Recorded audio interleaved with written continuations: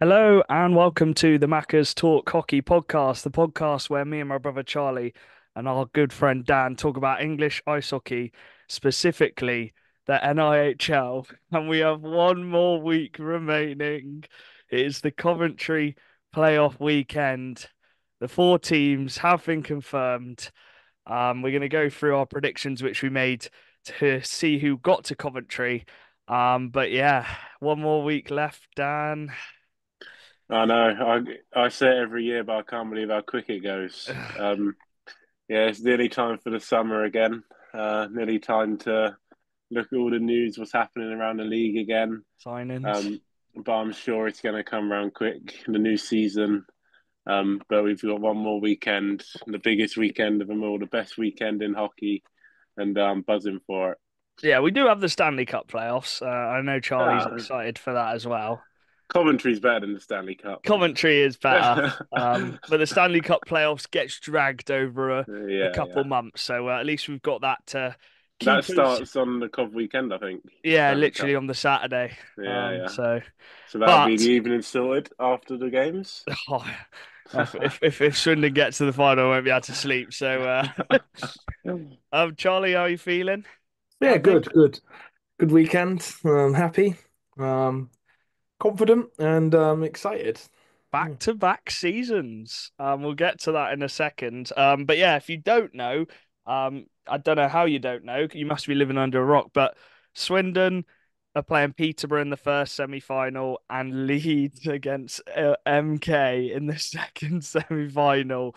On the Saturday, and obviously we got the Slough Billingham game on the Sunday. And if it's anything to go by on their game in their Steel City showdown, which went to overtime. We're set for a cracker, and then it's the grand finale.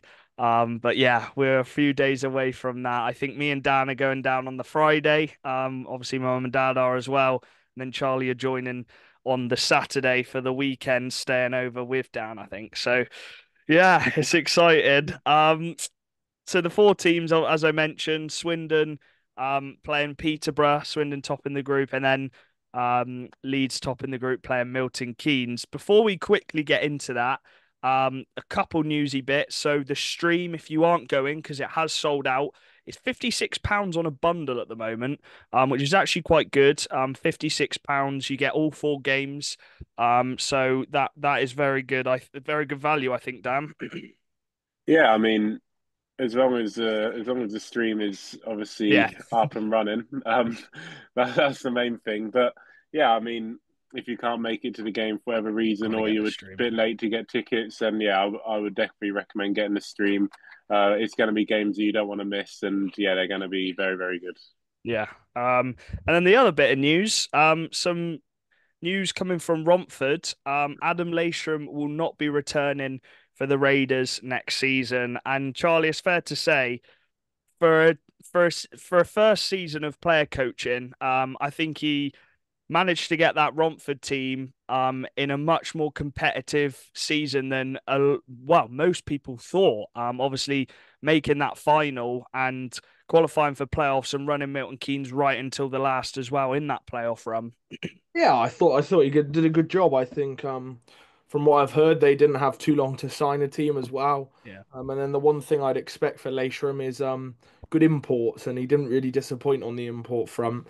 Sadly, him himself couldn't really get on the ice consistently with I don't know what injury it was, but some sort of injury. But I think altogether he plugged that gap better than anyone could have kind of thought he would. And I'm excited to kind of see what Romford can do with a full off season. And I hope that they're able to get their coach early on in the off season to give them all the off season to be able to get a squad together because I think the important thing for that team is getting 16 players on a full time contract and being able to have a consistent squad every week.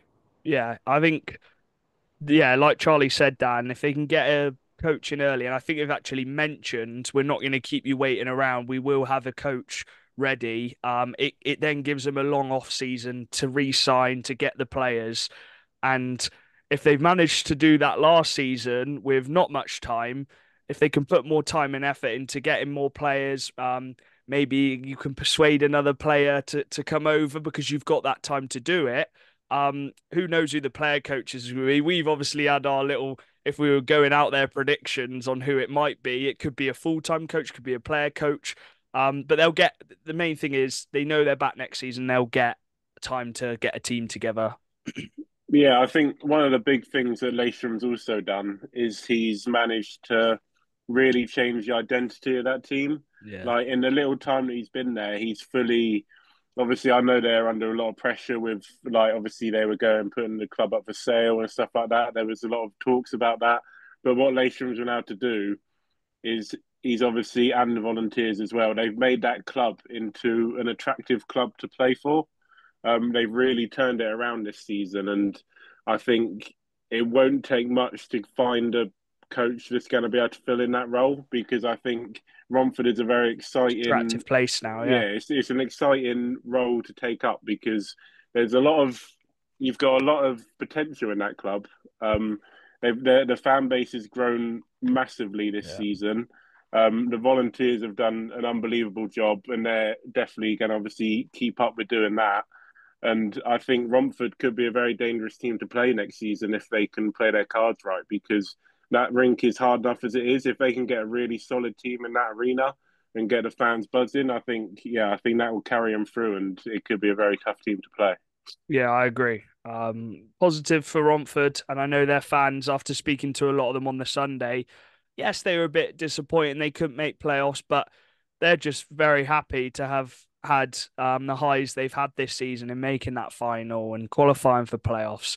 When at the start of the season they didn't know if they'd even have a team. So yeah, we'll see who the new player coaches or coach, full-time coach, whenever they announce him. Let's get into it then, because both groups came down to the final weekend. No one had qualified in the first 2 weeks. And we'll start with Swindon's group, because on the Friday night, it was the Steel Dogs and the Lightning. And we thought this could possibly be a little slip up for Milton Keynes, a Friday night. Sheffield don't have anything to play for, but it could also work in the hands of, it's their last home game, their last game to try and impress at home. And because they've got nothing to play for, they can try and upset Milton Keynes. But Charlie, Milton Keynes got the job done like we thought they probably would do. And Tim Wallace was back in the lineup, and obviously replacing Spadafor, and he scored 2 goals. And I wasn't really watching the stream because I was out at the pub, but you said that he scored a really nice goal. Yeah, did he score two? He scored Yeah, twice, he yeah. scored the one off the face off and then the tap in and the back Yeah. door. I It's the clearly fifth wasn't goal. watching the stream either. But I had the You saw game the in good front of me goal. the whole time. Yeah, the goal he scored off the face off was awesome. I thought it was quite comfortable for MK. I thought Jordan Headley, who came back into the Yeah, lineup, scored had a good excellent. game. I do feel a bit more comfortable with Jordan Headley in net if I was an MK fan. But I think it's 1A, 1B, as we've always said. But yeah, I thought they put on a really good defensive performance. I think one thing I always notice now of MK is they've got this slap shot presence in Forsberg on the blue line. It does stand out to me when I watch them. Even against Sheffield, they just sometimes put in these absolute cannons from the blue line. Yeah. He's got a very good shot from the point. Well, in terms of very good, powerful shot from the point. But yeah, they put in a really good game again. And I think Wallace makes a huge difference for that third line. Of course he would. He's an ex-NHLer, but he does just make a big difference, bolstering up. I think the thing I like most, which he adds to the third line personally, is the physicality. Yeah, he I does. think I think in a third line, I thought their third line, I think they had Rutkiss, Granell Park, and McEwen, and they swapped Granell Park for Wallace. And I just found their third line was a bit weak against other third lines, especially like for example with Swindon, we have Bullas on our third line, and he's just a cannonball. And I think they need someone who can compete with them guys, especially in some of the tougher, scrappier games. I think Yeah. Wallace adds that element to them.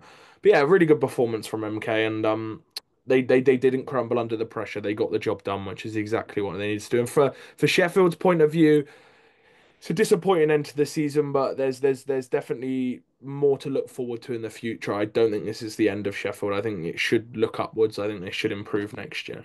Yeah. And then on the Saturday, because Milton Keynes, well, because they played on the Friday, Milton Keynes had the home game on the Saturday. They did go 2-0 down, Dan. But again, it's that tale of you've gone 2-0 up in MK a bit too early there within size 6 minutes, and MK just clawed their way back into it, and eventually won 4-2, and that did qualify them for the playoffs in second place, because they just needed the 4 point weekend and Swindon to win, and we'll get to that in a minute, but yeah, it's just a settler for Milton Keynes, as Charlie said.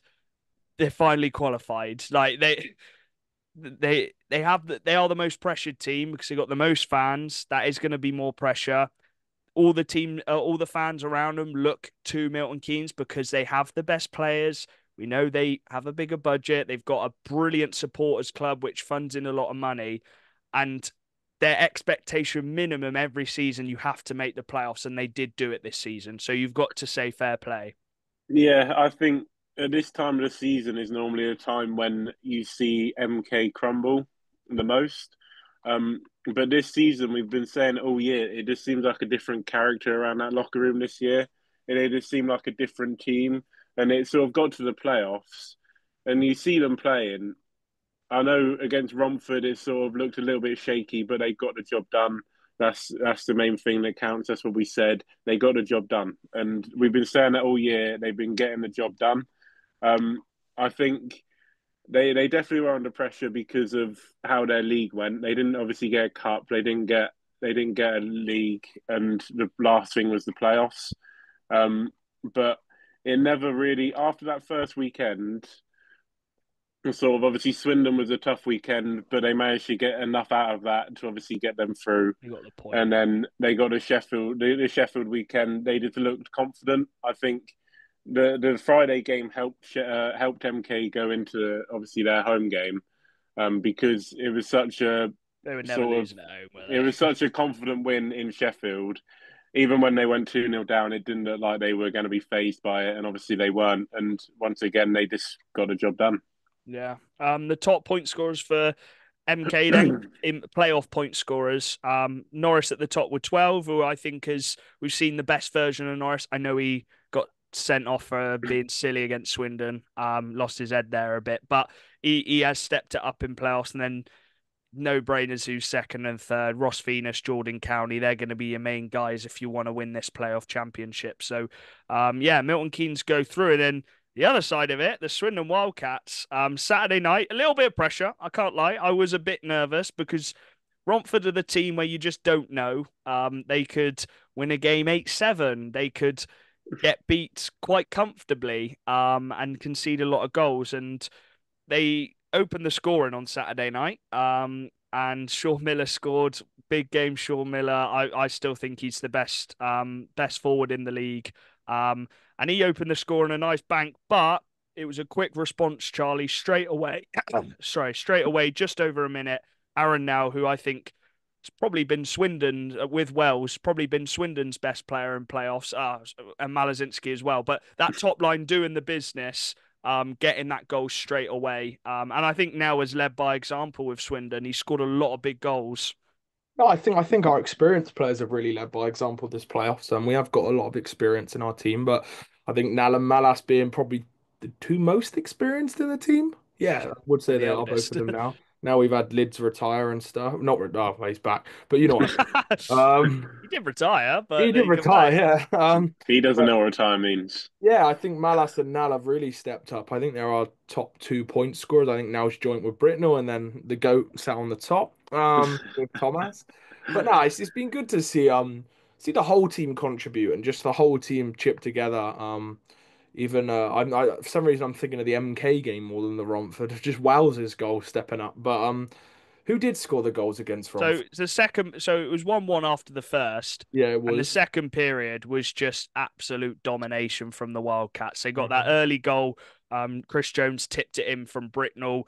Hmm. Then Romford failed to clear it. Nell scoring another big goal, just flipping it round into the goal. Yeah. Wells give it a big celly. Wells Oh actually yeah, that poke was a checked good it. celly from Wales. Wells watching it back. Wells actually did a poke check to keep it in the zone. And then Nell score from it. And then your boy. Actually, the goal of the night was for me the team goal. Every player touched the puck. Bradley brought into the zone, back to Bully, Bully back That to was a good Vanya, goal. and Vanya and Reed. And I will say, Dan, Vanya and Reed, they might not have got the points and the goals, but for me, in a lot of the games, visually, they stand out every single game, don't they? And they finally Yeah, got rewarded. yeah, they're just a clever like pair of hockey players. Obviously, we know what Vanya can do, like on the puck. He's the We know forecheck king, isn't he? he's got like a third eye. He can just see things that other people don't. Like you see him going around the back of the net, and all of a sudden he'll just whiz a past someone's tape, just like nothing. But yeah, we were talking about Vanya, and we were sort of saying how he hasn't really found a guy to partner up with in Swindon yet. Yeah. And then we also mentioned that Reed is looking like a really good partner for him. And you've seen it since Vanya's been obviously going through the lines. Obviously, Nell's been experimenting with stuff. He's really found that good connection with Reed. And having I think Vanya brings the best out of Reed, and Reed brings the best out of Vanya. I think they just work hand in hand with each other, and I think having a guy like Vanya have that partner is so big because you can get the best plays out of both, and Vanya will boost any line, and I think Reed is he's definitely got something from that. Yeah, he's taken a step up. Most players do in playoffs because you Oh have yeah, to. It gets the best out of you. And it certainly got the best out of Malazinski because he sent one on one, oozing confidence. He does his little headshot fake move. And I asked him after the game, he said, you always do that move. And he went, well, I haven't done it on Owen Ryder yet. And the first time he does it on Owen Ryder and it goes straight through the legs. And it is so hard to save if you don't really know what's coming. And he made it 5-1. And from then on, even at 4-1, you thought it's probably going to be too hard for even for Romford, probably a bit too hard. And then 5-1 really put the nail in the coffin for me.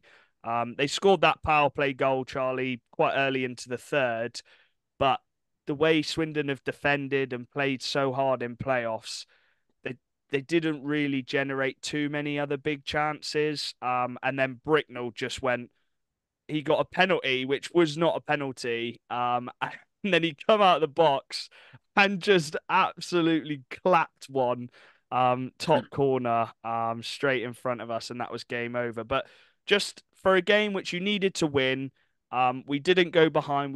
We weren't chasing the game, Charlie. In what could have been a slip-up game, we won it very comfortably.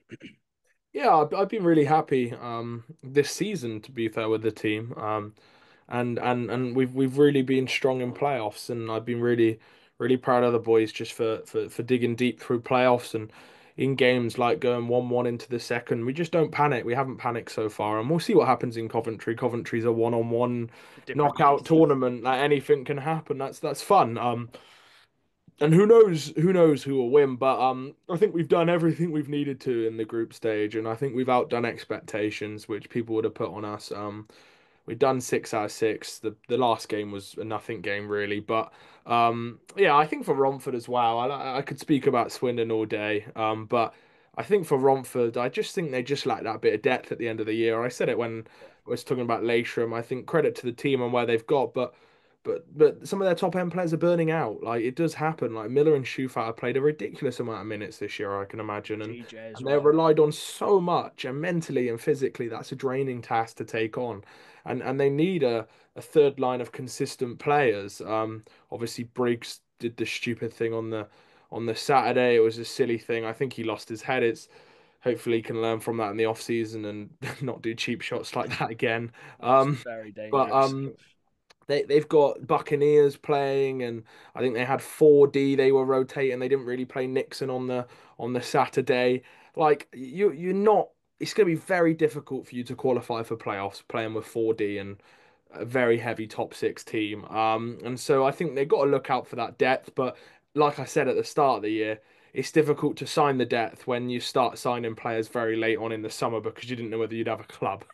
So I'm Yeah. not going to critique them in that sense at all. But yeah, I think Romford fans are from when we were speaking to them on Sunday, they're all proud of the team. They're all happy with how the season's gone, and I think the season has outdone their expectations. So, yeah, and good on Owen Ryder. It wasn't an easy Oh, playoffs, of course, flipping but good on him, man. like Yeah. 20, 21 years old, maybe 22, first year in the National League, and the starter Ethan James, who's been relied on in them big games and done well in them big games, obviously must have had an injury. and he played 6 out of 6, and I don't think he was awful. I didn't think he was unbelievable, but I thought he was okay. And it's difficult when you've got 4D in front of you and you've got guys like Britnell who slap shot him from the middle of nowhere.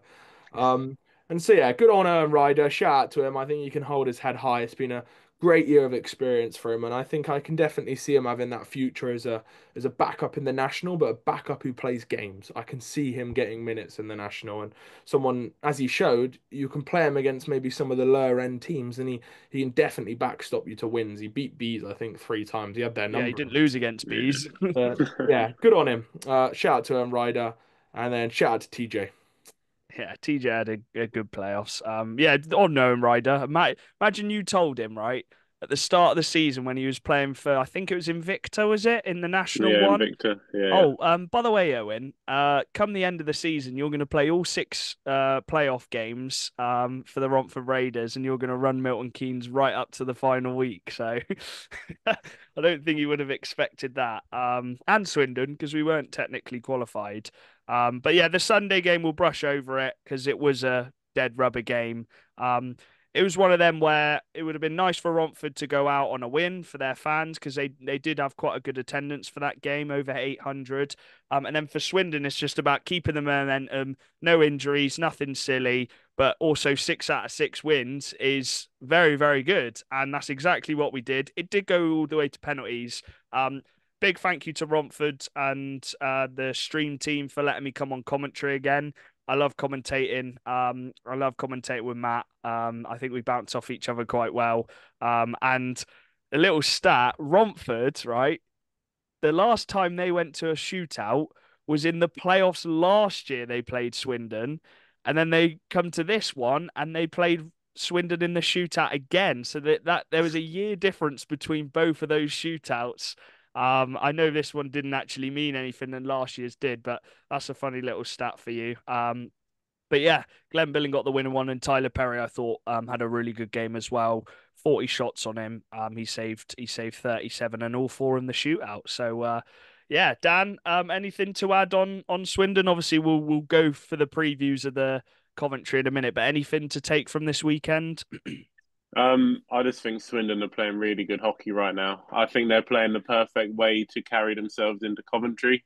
I think they've got really good confidence in a minute. There's no players that sort of look under their shell right now. They're all playing with their heads up. They're all playing really smart ways.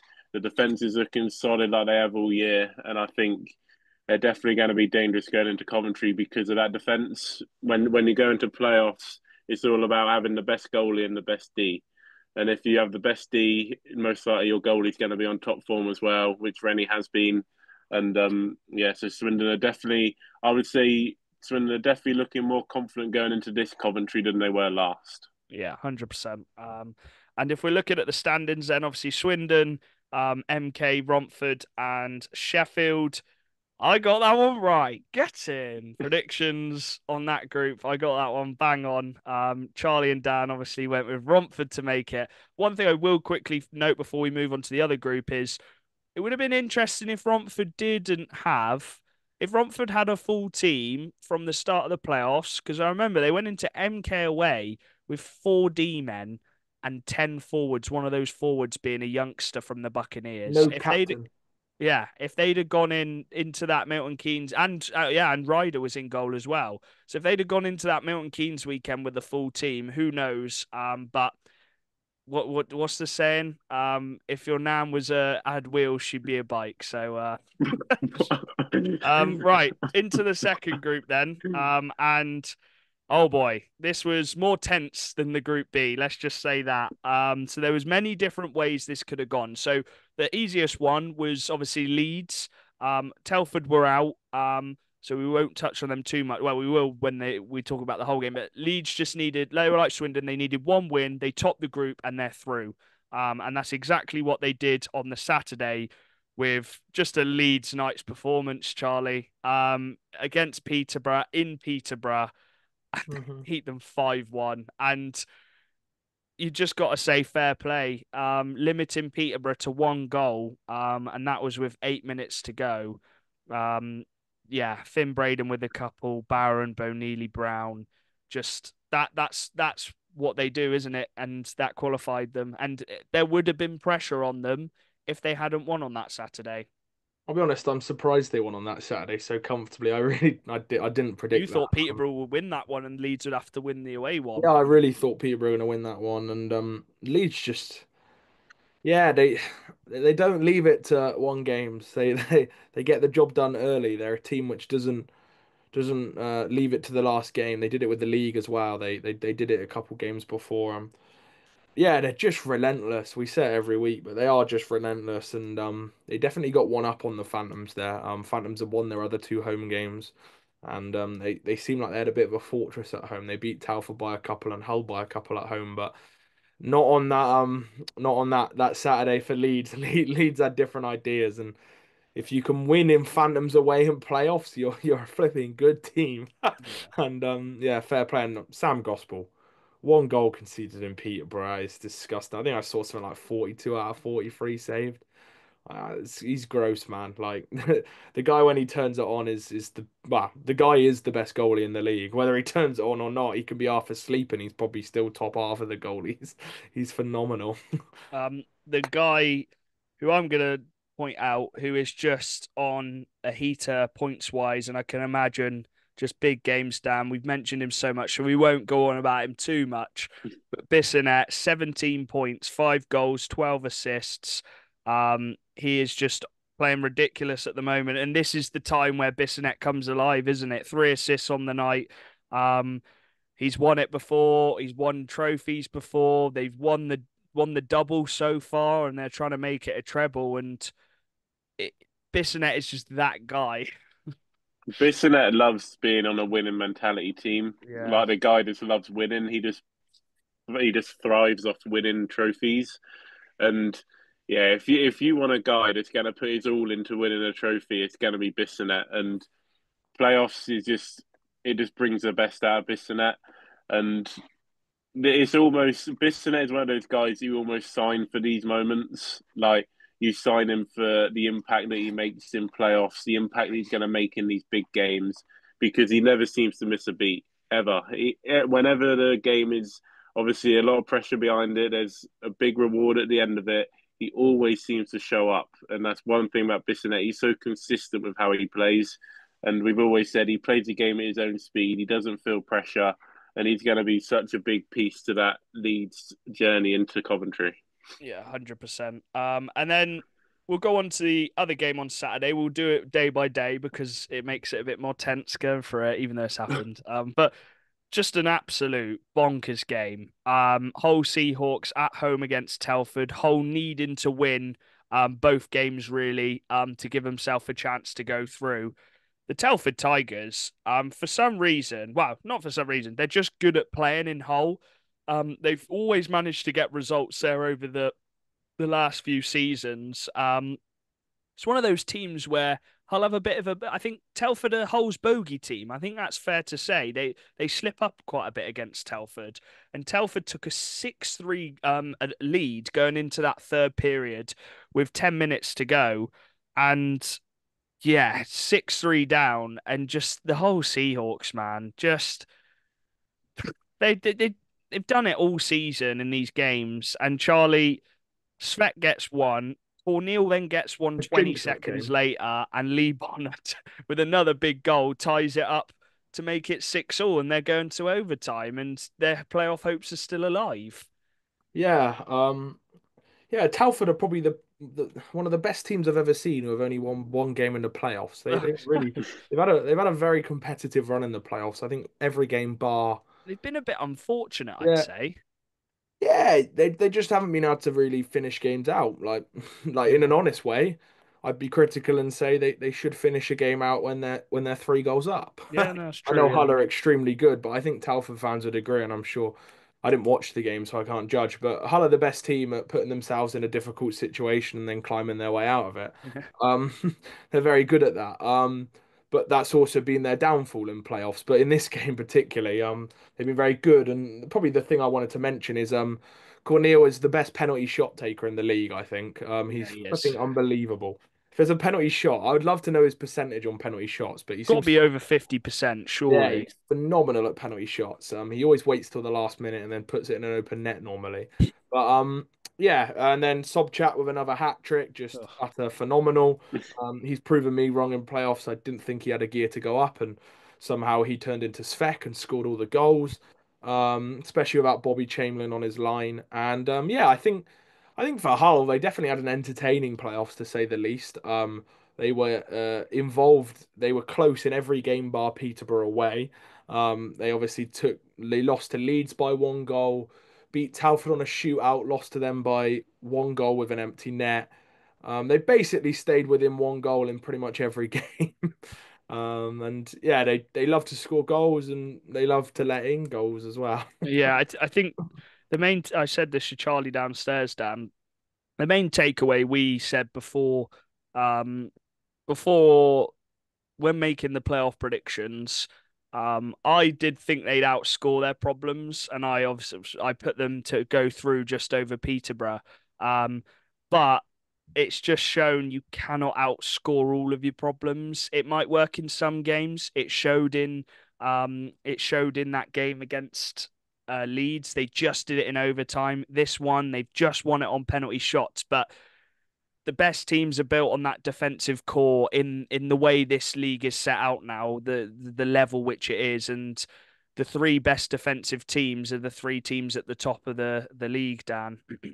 Yeah, I mean, I said it before. I said it before on our predictions. In the league, you can get away with it. You can get away with outscoring your problems. You can get away with just getting the greasy goal at the end of the game. But in playoffs, the team that you're playing is going to be tightening up. They know what playoffs takes.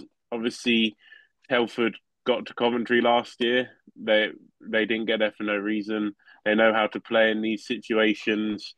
Um, and yeah, you know the teams are just going to tighten up when it comes to playoff time. So getting those goals aren't going to be as easy. They're not going to be wanting to let in those greasy goals at the end of the game. They're not going to be wanting to let in those early goals in the game, and it's just natural. So I think going into playoffs, which is why I've always said it, defense is just the key. Defense is what wins you championships all the time. I've always said that, and yeah, I think it's not a bad thing for Hull that they're able to score goals, but if they could just keep them at their own net, I think they'd obviously be in a better situation. I think the same with the Raiders as well. I think they They can sort play. they sort of play the same kind of way. Yeah, yeah. Romford actually did. Davy Phillips is not fit. It's clear to say that he's not been fit. That is a massive loss for them. If you have a fully fit Davy Phillips, it does help your lineup. But yeah, I think next season it will be addressed. I think the defense. I do think they have to go. I know we're not previewing Hull, but I do think they have to go down that import defense route. And you look again. Peterborough import Netty, Swindon import D man, MK have got two import D men, but they got their main one, and then Leeds have an import D man. Is this now the time, Charlie, where Hull go down that import D route because it's evident now? I think. Yeah, yeah, I think so. Or even an import goalie, Yeah, which I know a lot of people won't like me chucking out there, but they do make a difference. So Modra definitely probably didn't have his best playoffs by his save percentage. he had a great first game. Yeah, Like, yeah, I think he had a decent, yeah, he had a great first game. He conceded 1 goal, but after that, it did get quite difficult for him. I was looking on the National League website, and I know defense comes into that, but we know Zamodra can play better than an 8-2 and an 8-6. Like he's a better goalie than that, and we've seen him bail him out of games. But yeah, it's a difficult one. You don't want to judge too harshly on Hull because they did split every weekend, and they did, in my opinion, they did have the tougher group. I oh yeah, would say that, but then you play for your group. They finished fourth, so they were always going to be against fifth and first. And that's always probably the tougher group in my eyes. With probably our yeah. league, I think we're quite a top five heavy league. This season, I think the top five were better than the bottom five, which is obvious, but I think there's quite a big gap, which No, I shows know what you like who's mean. Yeah, qualified in playoffs. Um, but yeah, it's a interesting season. But for Talford as well, I think Talford can take great positives from playoffs. I know they didn't qualify, but again, Talford just seemed to they look like they could have been dead and buried for their playoff hopes. and then they found a way to make playoffs. And then even in playoffs, what I found really impressive about Telford was they didn't rely on their imports and just their imports to score. They No, had depth scoring from scoring. up and down the lineup, and Tom Watkins is an expert at that as a coach. And I think maybe it hasn't been the most straightforward year for Telford, but they always seem to finish a season well. Every single year they finish the year wow. When they were winning leagues, I remember Swindon battling against them. They didn't lose games at the end of the year. They're a bit like Leeds were when it came to finishing out the seasons. And then recently, when it's hit playoffs, of course they were the bottom seeded team in this group, and they really battled against every single team they played. So credit to them, Telford boys. Shout out. I want to shout him out. I've just seen it. Tom Bryn or Tom Byrne. You talk about that depth. 5 points in 6 games for a depth guy. And he's got a point in his last 3 games, 2 goals in his last 3 games. So shout out to him. I think he's come on leaps and bounds from when we first saw him. And yeah, disappointing for Hull, but Peterborough. 5-3 win in the end, and it wouldn't have actually mattered. They could have lost to Leeds and still gone through, I think, on goal difference. But it's just the mental side of it, Dan. They needed a win in Leeds. Yes, Leeds played Walker, but they did have the rest of their team. They may have rotated a bit more as well, but Peterborough did win it, and in a must-win game, they've done it. And yeah, it was that second line again. Spears and Salem with the 2 game-winning goals, just over a minute apart to get the job done.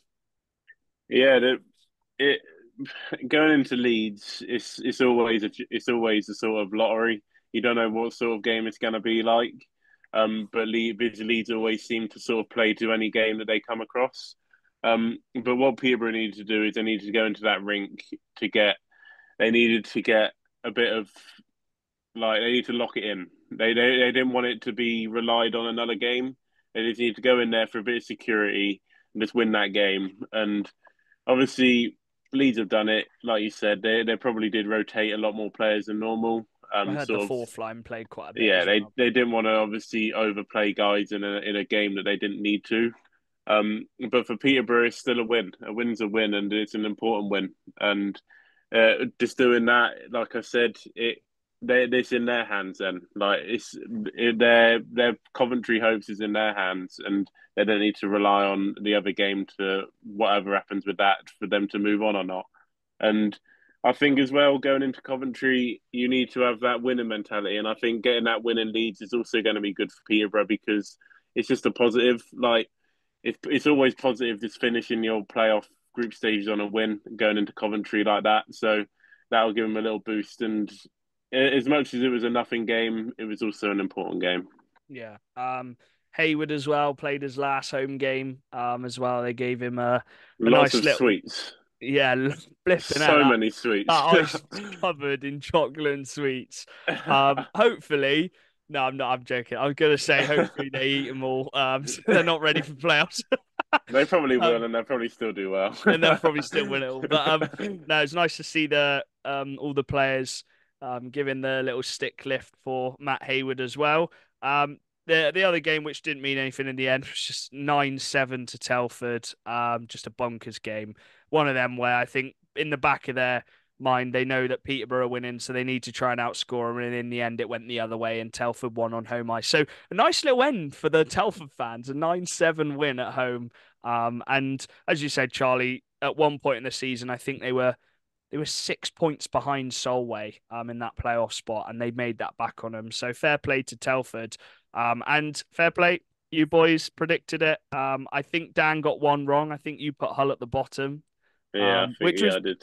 not too bad, but you predicted Peterborough and Leeds to go through, and I predicted Hull. I thought they might just sneak it, but Peterborough prevail, and that leads us nicely into this weekend.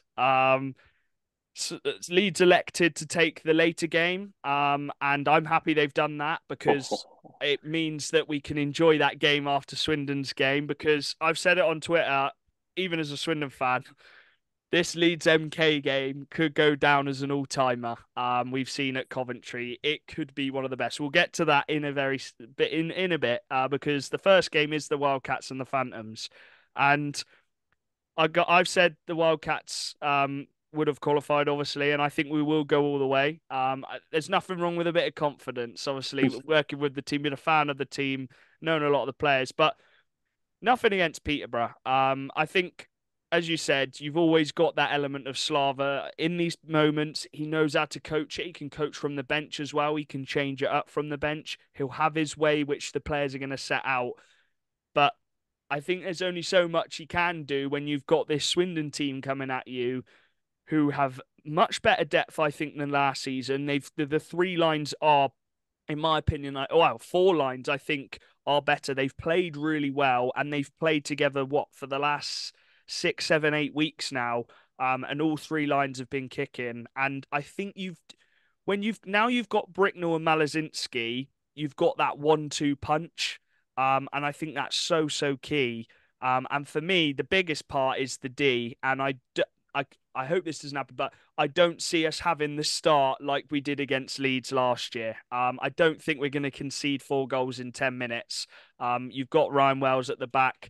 It then takes the pressure off Bedbris and Plews on being those top guys, which they still are, but you know Wells is the man now. So I'm going to go over Swindon Wildcats win in this one. I think Peterborough will give us a really good game. I don't think we're going to blow them out the water.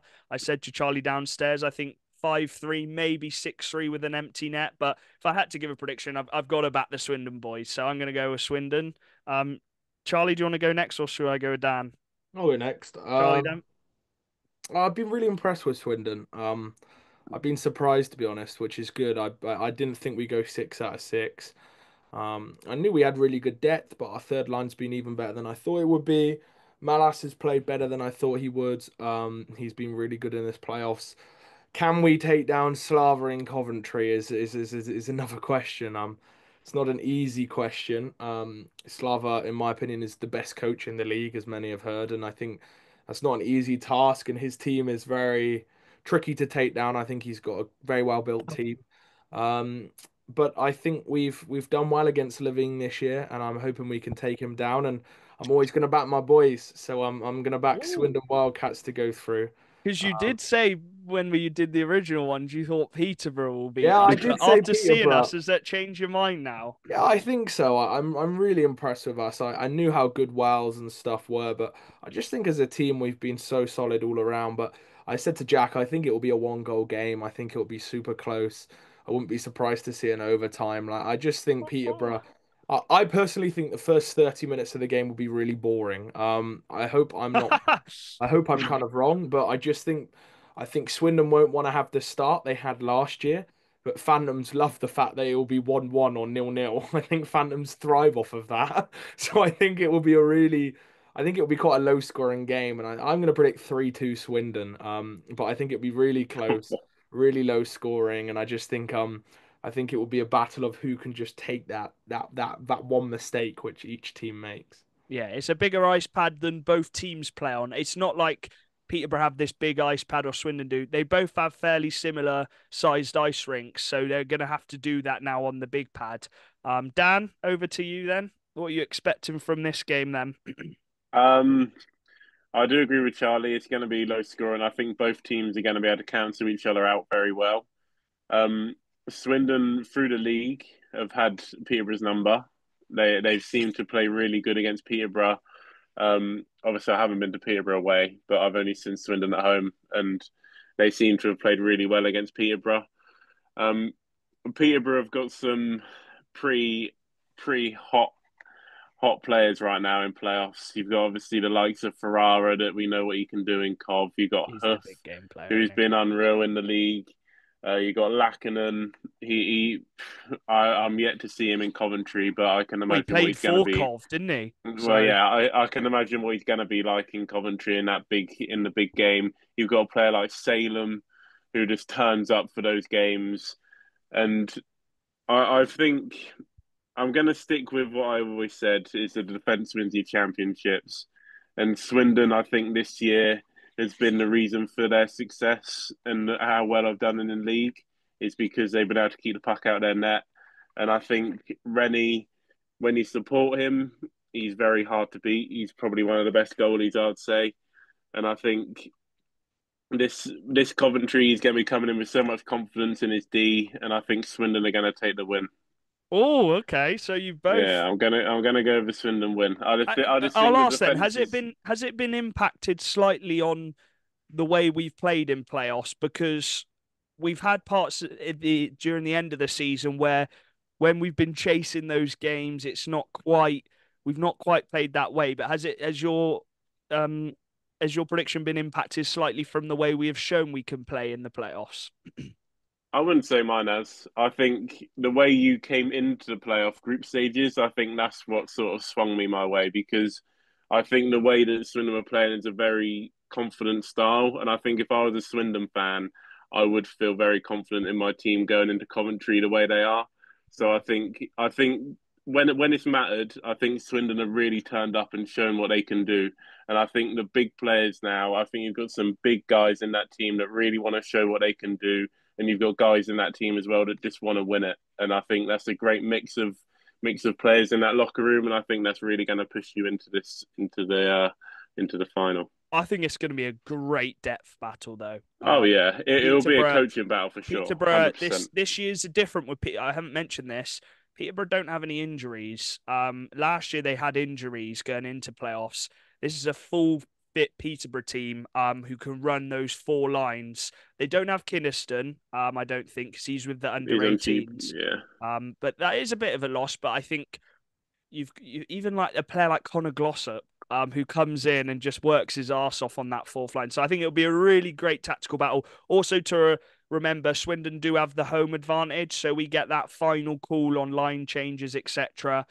Because we are the home team of that tie because we finish higher in the league. But either way, I think the general consensus from us, I don't think either team's going to get blown out of the water. I think it's No, going to be a very no way. tight game, probably a bit not boring, less entertaining than the one we're about to go on to now, which is going to be Leeds Knights, who get the home advantage, like I've just mentioned with Swindon, against the MK Lightning. And the head-to-head this season has been very close. It's probably been very different to what you'd think. MK have won twice in Leeds. Leeds have won once in Leeds, and then MK have won once in MK, and Leeds have beat them twice. And you've been at both of them, Dan. Where Leeds won. So, Charlie, I'll come to you first. What's your kind of what are you expecting from this matchup? First of all, do you think after that last weekend, do you think it will be Wallace, or do you think they'll go back to Spadafor? Maybe Wallace and Headley. Yeah. I think it'll be loud. Oh Um, my gosh. I think it will be MK versus the Arena. And I think they love that. I think the fans will love that. They love playing the villain. Um, I think it will be a fast intensity. I think Leeds have the experience, as we know. They have the experience of playing at Cov.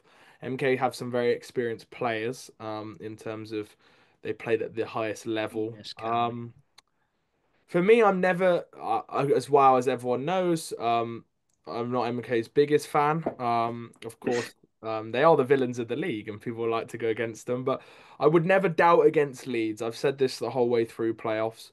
I just can't go against Leeds. They're going to be playing for Matt Hayward's final career game. If they lose against MK on the Saturday, that is his final game. So they're playing to win the cup for Matty Hayward, which is a huge deal. I know how much you can just see how much he means to that team. So you got that extra bit on the line, but I think it could be a bit of a goalie battle. To be fair, Yeah. I think MK have had some problems in the playoffs with their goalies, but I'd be surprised if they didn't start Jordan. And I think Jordan's a great goalie. And he's played in Coventry before, which is always fun for him. It will feel a bit more familiar to him, having been the backup there for a couple of years. And I think whoever has the better game at the goalies, I think will win that game. I think it will be high score in that game. I think that'll be a bit Really? of a cracker. If I'm going to predict 7-6 leads. I'm going to predict an What? I didn't absolute expect iconic that high game. scoring. Oh I my! think So I both think goalies having a night off then. I think I've seen in Coventry before. Sometimes games just open up, and I think if Yeah. a goal can go in early for both teams, I think crowds will just start erupting and forwards will get confident. And as we know in our league, when forwards are confident, the defense just goes crumbling. Um, That's a very common theme in our league. So I'm gonna go for that. But I'm really excited for the game. It's like I just think it's going to be amazing. I think the atmosphere is going to be absolutely brilliant. And I'm someone who's all for MK playing the villain, being the loudest team in the rink, almost hearing the echoes of their chants. I love it. I And love everyone that stuff. booing them back. It's so Ah. good. And I know MK fans love it. And I think it'd be so fun. Like, don't get me wrong, it is funny when MK don't make playoffs, but them making it this year makes it such more of an event because when they're there, you know they're there. You can hear. I remember them 2 years ago, but they're a much bigger crowd than they were 2 years ago now. They're a bigger team, and this means more to them than it did 2 years ago. So I think it's gonna be flipping amazing. Like, I'm not gonna lie, I think it's gonna be brilliant, and I can't wait. I enjoy it. I think it's gonna be fun, and yeah, bring it on. I'm hoping we're through by that point. If we're not, it's gonna be a bit of a sad semi-final watch. But yeah, good luck to the both of them. It'll be a good game. Dan, on to you. I'll go last for this one. Yeah, I mean, I've been lucky enough to be at quite a few of these two teams' battles this year. Obviously the beauty of being a neutral. So I've been able to do that, and I think this game, Charlie said it comes down to a goalie battle. I'm going to say it's going to go down to a battle of moments. I think I've seen it in all the games I've been at. I've seen it. You have certain times of the game, like for example, Matt Barron goes and scores a tip with 19 seconds to go in MK. That changes the whole second period. It changes the whole mentality of that Leeds team that comes out in the second period. And I think it's all going to come down to moments. I think it's all going to depend on if MK score the first goal, how Leeds can react to that, because we know what MK can be like after they score. It's we say it in their rink a lot. It's the same in any rink. If you can weather the storm of MK, you're going to be okay. But if you don't, that's when you get into problems. And you know what Leeds can do as well? They can obviously have moments, and you know MK can have moments in defence where it sort of opens up a little bit. They push too many men high. They can get caught out. I've seen that as well. When they had that funny 10 minutes in MK and they go and score 3 goals and make it 4-1. So I think it's all going to come down to how teams can react to what happens in the game. It's going to be a very high intensity game. There's going to be a lot of hits thrown. These are two teams that have battled for a long time now. They've battled to be that top team in the league, and we know what sort of game they can bring. And it's all going to depend on now onto the big show of what they can show to their fans and how the fans are going to react to them as well. So Score prediction. yeah, I'm trying to think of that one. I'm going to go not for as high as Charlie, but I'm going to go for a 4-2 win to Leeds with an empty net. Okay. That's what All I'm right. going for. So both defenses fairly strong then within it. Yeah. Okay. There's gonna be defensive moments, but there's gonna be some moments of brilliance from the forwards, Yeah. i.e., a Kieran Brown. You've got obviously a Tim Wallace. You've got a Lawrence who's had a really good playoffs. You've got Norris as well. So it's just gonna be a guy that's gonna take the game by the scruff of the neck and really show what they can do. Okay.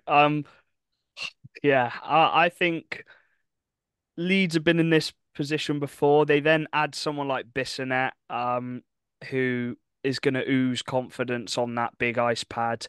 But Remember him from saying Sheffield as about the well. big ice pad, Milton Keynes play. I know they've lost to Leeds twice in it, but that is their bread and butter. That is their ice pad. They prefer it big. That's the way they play. But saying that, I do think that Leeds will go through. I think Brown you can't really stop Kieran Brown. And I think he's going to pop off. I think Bissonnette's going to be huge as well. And then the one for me is McMullen. And I think he's going to be played a lot in this game. And we've seen when McMullen is at his best, flipping heck, he can shut down any guy in this league. So I'm going to edge it to Leeds. I'm going to go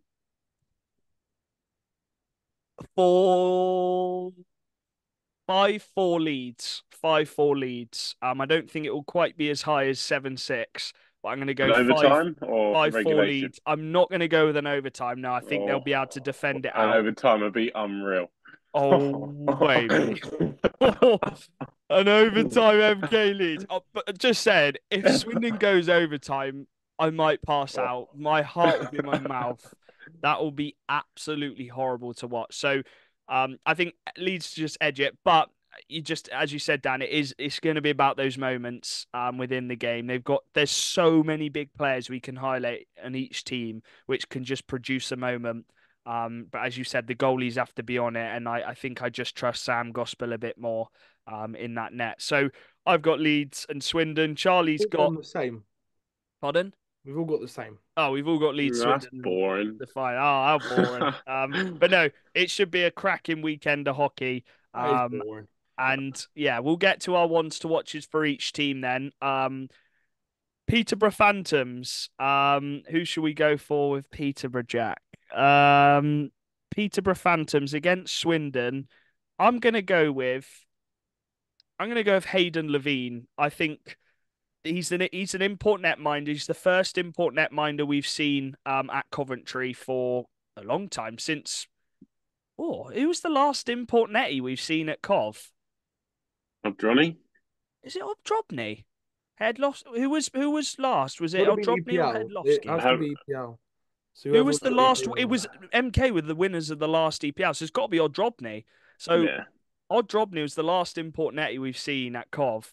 Levine, he's been the best netty so far in the playoffs. I think down to stats, he's on a 9-1, and he's there for a reason. And I think if he can put on performances like a Jordan Marr did last season for Peterborough, I think he's going to be massive. As for Swindon, um, Ryan Wells, I know it's basic and simple, but I've said all season long, I feel comfortable with Ryan Wells because he's the man. Like it's not Bebris being the main defenseman for Swindon now. You've got Ryan Wells to take on that role. So I'm going to go with Ryan Wells. Charlie, who's your two from that tie? Or should we go to Dan? Peterborough, I'm going to go for Austin Mitchell King. Oh, okay. Don't know, good player. Uh, vibes. For Swindon Wildcats, Thomas Malazinski. Shock. Dan, on to you. Peterborough, I'm going with Nathan Salem. Nice, yeah. He's going to turn up for that playoff game. I just know he will. And then for Swindon, I'm going with Vanya Antonov. Yeah, the Bison boy. In Coventry, I was saying to you, Big you've eyes. still yet to see the best of Vanya. You wait until he's on that Coventry stage. That's when you see the best of Vanya. He's going to want that cup so bad, and it's what he's been wanting all year. He's wanted some silverware, and he's going to put everything into that game. And I think we're going to see a Vanya goal as well. I'm going to go that. I'm Oh, going to put okay. that out there. All right.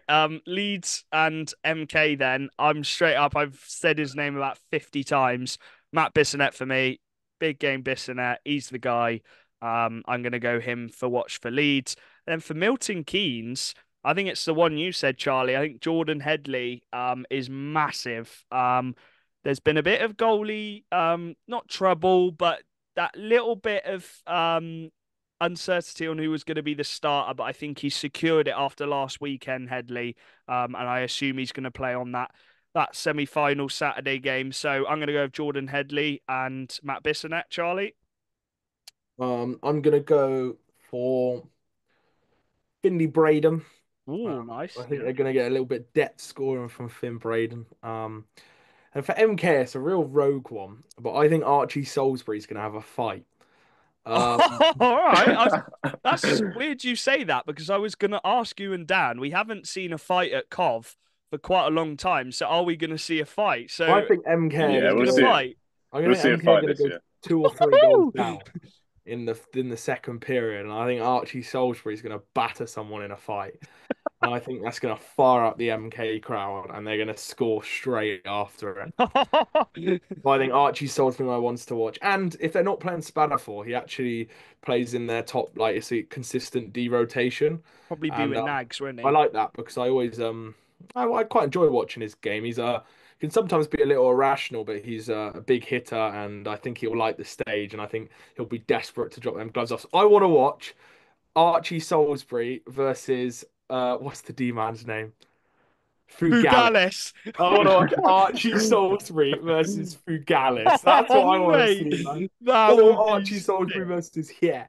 Oh, I want to nah, see one of them. Fugales. Man. Fugalis is Oh, more of a that'd be fighter, though. unbelievable. Centre ice, Salisbury Fugalis, like after there's just been a big hit or something. Oh my days. Dan, on to you then. So my one to watch for Leeds, I'm going to go with Ollie Endicott. Nice. Can you fight Watching these Salisbury? teams, Ollie Endicott has Yeah, always seemed to cause he problems all the loves playing time. against MK. He's always got under their skin or he's scored a greasy goal. He'll put everything into this game. And then for MK, I'm going with Patrick Forsberg as my one to watch. Another import D man. I've loved watching him. I actually do like watching Forsberg play. I think he plays D the right way, and I've always said it. It's a D man that MK needed at the start of the year, and I think he's going to be a massive part of that semi final. I think the shot that he can bring, the power play presence, special teams. That's another big thing about that game. That's a big factor. Special For teams. both How, games. yeah, how teams are going to react on the special teams, and yeah, so I'm going with Patrick Forsberg. Nice one. Right, that wraps it up then. We hope everyone enjoys this weekend. If you're going for the first time, you're gonna absolutely love it. It's not much of a big deal for us, but it is the last weekend of that Spoons Oh, next to the rink, which we'll probably go to maybe if there's like a table we can chill at. But if you see us there, I'll be doing a bit of media. But if you see us there, say hello. We'll always love to have a chat about hockey. We love giving out a bit of banter as well. It's going to be a cracking weekend. Me and Charlie will be very nervous. Charlie less so, but I'll be very nervous. So don't push my buttons too much because I will be very nervous, especially if we get to the final as well. But yeah, enjoy the weekend. Anything else to add, Charlie? Ready for the weekend? Yeah, love the conversations. Last year's good fun. It's all friendly banter.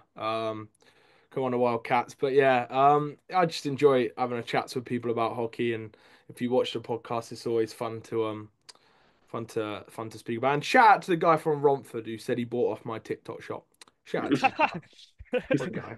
Getting you some commission. Yeah. Dad, anything else to add, mate? uh, I just can't wait. I'm so excited. Honestly, I think this Coventry is probably going to be the best. Obviously, not the We say best. this every year, don't we? Not the best. Obviously, when Bison won it, that was the best. But apart from that, this will be the best one. Yeah, it's just going to be two unbelievable games, and then the final's going to be unreal as well. Whoever goes through, and yeah, it's just going to be some really good hockey on show. Nice one. Follow all our socials at Macca's Talk Hockey. I'll be posting stuff throughout the weekend. But apart from that, we'll see everyone at Coventry. Up the Wildcats. Come on, boys. We'll see you there. Peace.